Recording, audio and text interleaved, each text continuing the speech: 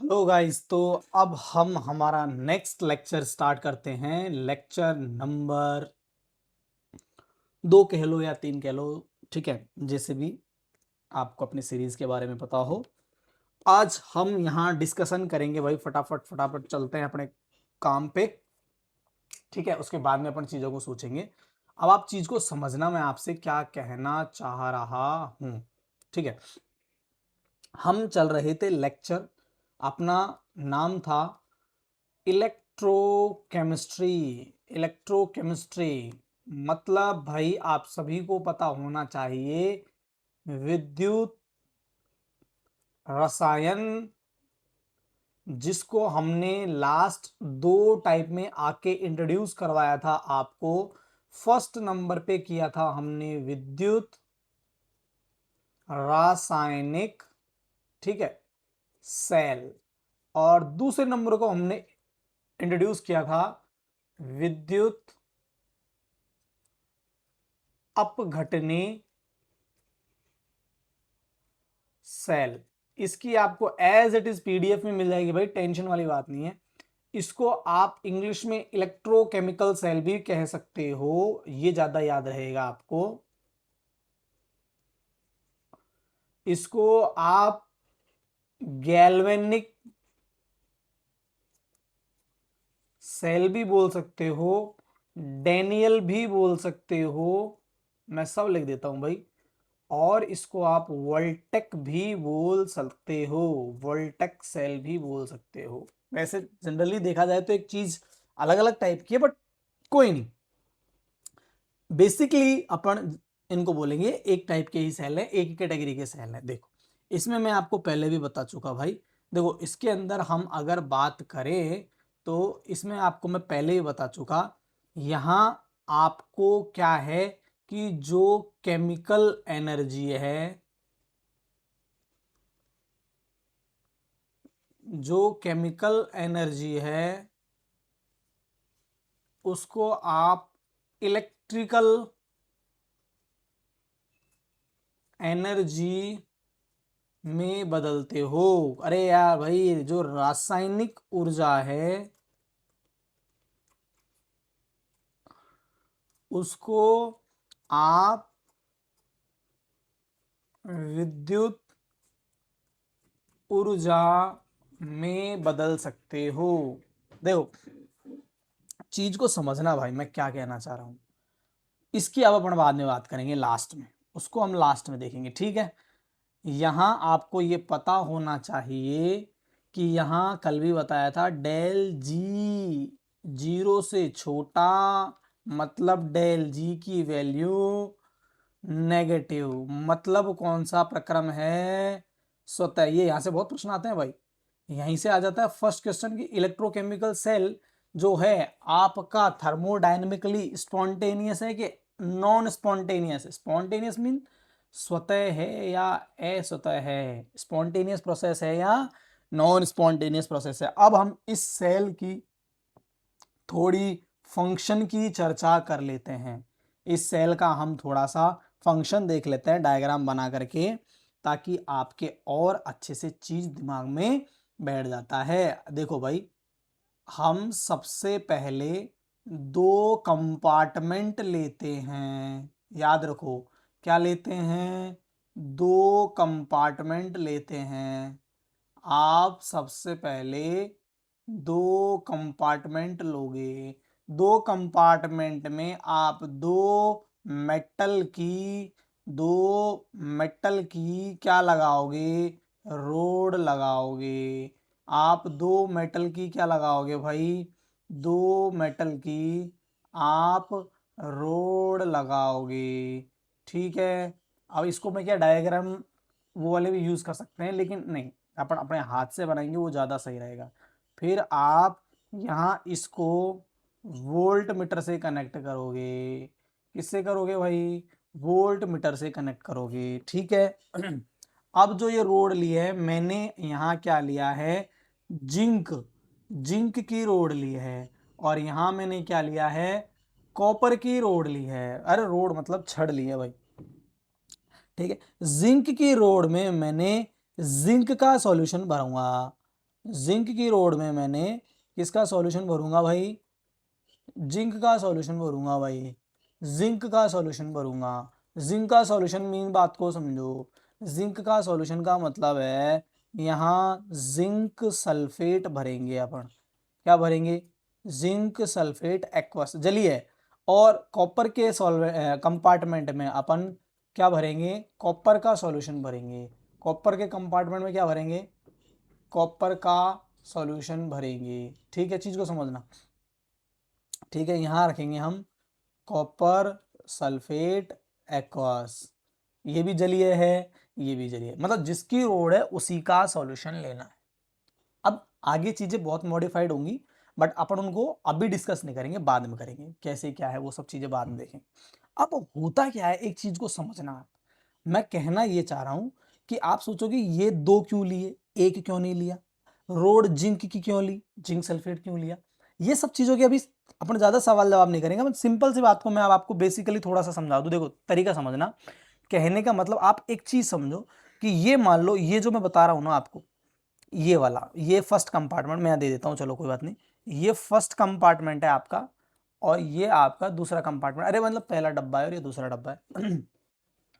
अब आप चीज को समझना, अगर आप इस सिंगल को, आपने 10th क्लास पढ़ी हो तो इस सिंगल डब्बे की रिएक्शन आपने देखी होगी कि आप अगर किसी जिंक की रोड को, किसी मेटल की रोड को एसिड में अपन डालते हैं, आपको पता होना चाहिए, तो वहां से क्या होता है कि वो रोड धीरे धीरे घटने लगती है और एनर्जी निकलने लगती है। और उस एनर्जी को इनने क्या किया, उस एनर्जी को ट्रांसफर कर लिया इलेक्ट्रिकल एनर्जी में। अरे भाई हवा चलती है, हवा से मोटर घूमती है, मोटर घूमती है, उसको एनर्जी मैकेनिकल मिल रही है वहां, और वो मैकेनिकल एनर्जी ट्रांसफर किस में हो रही है, इलेक्ट्रिकल एनर्जी। पानी से कैसे बनाते हैं, पानी कोई बिजली थोड़ी दे रहा है, पानी बांधों में रुका हुआ होता है, टरबाइन घूमता है, टरबाइन से मैकेनिकल एनर्जी बनेगी और उससे इलेक्ट्रिसिटी बनेगी। बस वही यहां पे इसने ये ही सिस्टम यहां रखा। ठीक है, उन्होंने क्या किया कि अपन यार एक काम करें, एक रोड ले, उस रोड को उसके सॉल्यूशन में डाले, देखते हैं तो यहां से एनर्जी निकलने लगती है। और उस एनर्जी को, मतलब डब्बा गर्म हो गया भाई, उस एनर्जी को इन्होंने क्या कर लिया, समझ पा रहे हो, उस एनर्जी को इन्होंने क्या कर लिया, इलेक्ट्रिकल एनर्जी में कन्वर्ट कर लिया। कहने का मतलब मेरा ये है। तो केमिकल रिएक्शन अपने आप हुई है, इसलिए स्वतः है स्पॉन्टेनियस, आपको करने की कोई जरूरत नहीं पड़ी। ठीक है, अब अपन और बात करते हैं। देखो अब बात को समझना, अब मैं क्या कह रहा हूं, इसको हम देखते हैं, जैसे जैसे देखते हैं कि ये रोड धीरे धीरे, ये दूसरा पेन ले लेते हैं अपन, जैसे जैसे देखते हैं ये रोड धीरे धीरे टूटने लगती है। और किसमें टूटती है, जिंक प्लस 2 आयनों में। वाह, किसमें टूटती है, जिंक प्लस 2 आयनों में। ये रोड धीरे टूट टूट करके सॉल्यूशन में आने लगता है। मतलब यहां देख लो, मेरा एरो का साइन देख लेना भाई, यहां जिंक प्लस 2 आयन आने लग गए। थोड़ा सा इसको अपन वो करेंगे, बैक लाएंगे, ठीक है, ताकि यहाँ पे अपन एक चीज और बना सके, है ना। थोड़ा सा मैं यहाँ लिख लेता हूँ, क्योंकि अपन एक नई और इसमें चीज ऐड करेंगे, ताकि वो आप लोगों को डिस्टर्ब ना करे। ठीक है, जिंक प्लस 2 आयन, यहाँ क्या है, जिंक प्लस 2 आयन। अब देखो रोड से जिंक प्लस 2 आयन इलेक्ट्रॉन त्याग करके नीचे आ रहे हैं डब्बे में, और इलेक्ट्रॉन पे कौन सा चार्ज होता है, नेगेटिव चार्ज। कौन सा होता है भाई, नेगेटिव चार्ज। और ये नेगेटिव मतलब इलेक्ट्रॉन, ये इलेक्ट्रॉन, ये इलेक्ट्रॉन यहाँ से चलना स्टार्ट कर देते हैं। ये यहाँ से चल के कहाँ जाते हैं, यहाँ। अब यहाँ इलेक्ट्रॉन ज्यादा है, यहाँ नेगेटिव ज्यादा है, तो ये वाला टर्मिनल बन गया नेगेटिव। और ये इलेक्ट्रॉन यहाँ जाते जाते जाते जाते यहाँ इसके पास, किसके पास आएंगे, कॉपर के पास। यही प्रोसेस इस कॉपर के साथ हो रहा है कि ये देखो, ये वाला कॉपर है, ये कॉपर यहाँ पर कौन से आयन की रूप में है, कॉपर प्लस 2 आयन। ऐसा मत बोलना रोड टूट रही है, नहीं, अभी इसका भी मैं आपको इलाज करूंगा। ये कॉपर प्लस 2 आयन इस कॉपर सल्फेट के सॉल्यूशन के अंदर पहले से प्रेजेंस हैं। अब ये क्या करते हैं, यहां से जो इलेक्ट्रॉन आ रहे हैं भाई, यहां से जिंक की तरफ से जो इलेक्ट्रॉन आ रहे हैं, ये देखो, ये जिंक की तरफ से जो इलेक्ट्रॉन आ रहे हैं, इनको ये कॉपर प्लस 2 आयन खा करके बढ़िया तरीके से इनको खा करके ये कॉपर प्लस 2 आयन क्या कर रहा है, इकट्ठा हो रहा है, ओहो डिपोजिट हो रहा है, जम रहा है। ये copper plus two ion electron लेकर के क्या हो रहा है भाई, जम रहा है। चीज को समझना भाई, डायग्राम थोड़ा अपना अजीब सा बना है, धीरे धीरे पेन पे पकड़ बनेगी, ठीक है। अब बच्चों के दिमाग में आएगा सवाल कि यार सर ठीक है, अच्छी बात है, आपने जिंक प्लस टू तोड़ा, मतलब जिंक को तोड़ करके जिंक प्लस टू बनाया और यहां से इलेक्ट्रॉन निकल के यहां चले गए, तो आपने इस कॉपर को क्यों नहीं बनाया? आप कर सकते हो ऐसा, ऐसी कोई बड़ी बात नहीं है, बट अपन ट्रेडिशनल वे में ले रहे हैं, किताबों में लिख रखा है, वही चीज को मैं फॉलो कर रहा हूं। लेकिन अपन अगर चीज को उल्टा करना चाहें तो कर सकते हो कि यहां से कॉपर प्लस 2 इलेक्ट्रॉन त्यागेगा और ये इलेक्ट्रॉन यहां से निकल के किसकी तरफ आएंगे, जिंक की तरफ आएंगे, और जिंक में जिंक प्लस 2 आयन इलेक्ट्रॉन को लेकर के इकट्ठा होने लग जाएगा जिंक। चीज हो सकती है, रिवर्स हो सकती है, बट इनकी सिचुएशन और कंडीशंस अलग होती है। अपन जो आपकी एनसीईआरटी बोल रही है उसी की बात कर रहे हैं, ठीक है। अब मैं आपको मोटी सी बात बता देता हूं इस सेल के लिए, फिर हम नेक्स्ट लेक्चर में बात करेंगे, ठीक है। चीज को समझो कि जिंक ने इलेक्ट्रॉन त्यागा, कितने इलेक्ट्रॉन त्यागे, 2 इलेक्ट्रॉन, है ना, है ना। त्यागने को बोलते हैं ऑक्सीकरण। ऑक्सीकरण मतलब ऑक्सीडेशन। और चीज को समझो भाई, चीज को समझो, इस ऑक्सीडेशन को, नेगेटिव को हम बोलते हैं एनोड, और रट लेना इस चीज को, एनोड पर ऑलवेज ऑक्सीडेशन होगा। इसी टाइप से मैं यहां पेन चेंज कर देता हूं।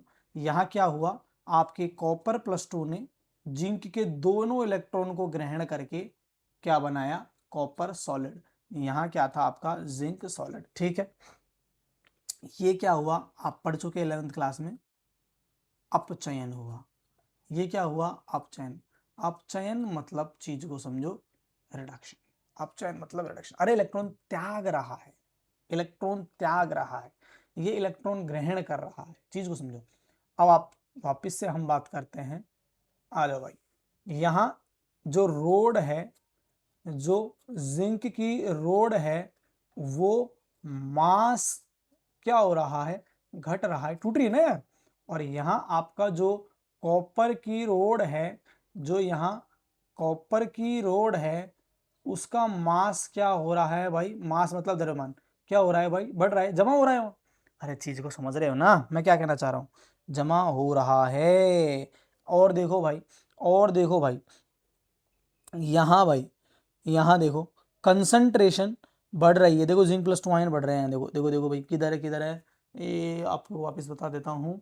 यहाँ देखो जिंक प्लस 2 आयनों की कंसंट्रेशन बढ़ रही है, यहाँ कॉपर प्लस 2 आयनों की कंसंट्रेशन घट रही है, कॉपर प्लस 2 आयनों की कंसंट्रेशन घट रही है। अरे चीज को देखो, यहाँ प्लस 2 आयन्स हैं, उनने इलेक्ट्रॉन को ग्रहण किया और चिपक गए, ग्रहण किया और चिपक गए। यहां क्या है, जिंक टूट रहा है जिंक प्लस 2 में और नीचे आ रहा है, जिंक प्लस 2 टूट करके नीचे आ रहा है, जिंक प्लस 2 टूट करके नीचे आ रहा है, और इलेक्ट्रॉन ऊपर जा रहा है, ठीक है। आप चीज को समझो, चीज को समझो, मैं वापस बता रहा हूं आपको, ये नेगेटिव टर्मिनल, मतलब यहां नेगेटिव, इलेक्ट्रॉन ज्यादा है भाई यहां, और ये आपका कौन सा टर्मिनल कहां गया, ये कौन सा टर्मिनल, पॉजिटिव टर्मिनल। अब देखो भाई, इलेक्ट्रॉन की जो डायरेक्शन है वो नेगेटिव से पॉजिटिव, ये तो जनरल सी बात है, इलेक्ट्रॉन की डायरेक्शन नेगेटिव से पॉजिटिव, और करंट की जो डायरेक्शन होगी वो इसके क्या होगी, अपोजिट। अरे आपको पता है ना इलेक्ट्रॉन फ्लो के करंट क्या होता है, अपोजिट होगी, और इसको अपन क्या बोलते हैं, करंट। अरे भाई कहने का मतलब धारा, ठीक है, धारा, धारा इसके क्या हो जाएगी, अपोजिट बहने लग जाएगी, धारा इसके अपोजिट बहने लग जाएगी। मेरे भाई बात को समझना। अब यार एक बात बताओ, ये चीज कब तक चली रहेगी, जब तक ये रोड रहेगी, और ये चीज कब तक चलती रहेगी, जब तक ये कॉपर प्लस 2 आयन इसके अंदर उपस्थित रहेगा तब तक चलती रहेगी मेरे भाई। और देखो एक टाइम पे ये रोड खत्म, एक टाइम पे नीचे का सॉल्यूशन खत्म, सेल बंद। तो क्या ऐसा पॉसिबल है, नहीं ऐसा पॉसिबल नहीं है। और यहां से शुरू होता है गेम एक नए पोर्शन का, जिसको हम बोलते हैं सॉल्ट ब्रिज, लवण सेतु। एक यू आकार की कांच की नली लेते हैं, यू टाइप की एक कांच की नली लेते हैं जिसके अंदर सेमी परमेबियल मेम्ब्रेन फ्लड टाइप का अर्ध अर्ध पारगम्य टाइप का सॉल्यूशन जेल भरा होता है, जिसको भी बाद में बता दूंगा, मैं बोल देता हूं आपको, अगर अगर जेल। कौन सी जेल? अगर अगर जेल। ठीक है, उसके अंदर हम कोई आयन डालते हैं, कोई भी, मान लो मैंने KCl डाल दिया। ऐसे और एग्जाम्पल हैं, KNO3 भी है, अमोनियम नाइट्रेट भी है। तो ये वाले सॉल्यूशन डालते हैं। अब आप बोलोगे भाई गुरुजी ये क्या किया आपने, इसको यू टाइप की सॉल्ट ब्रिज क्यों लगाया, लवण सेतु क्यों लगाया? अब देखो समझो, आप बोलोगे कि यहां देखो नीचे, इधर देखो भाई, इधर यहां Zn+2 इकट्ठा हो रहा है और यहां Copper+2 खत्म हो रहा है।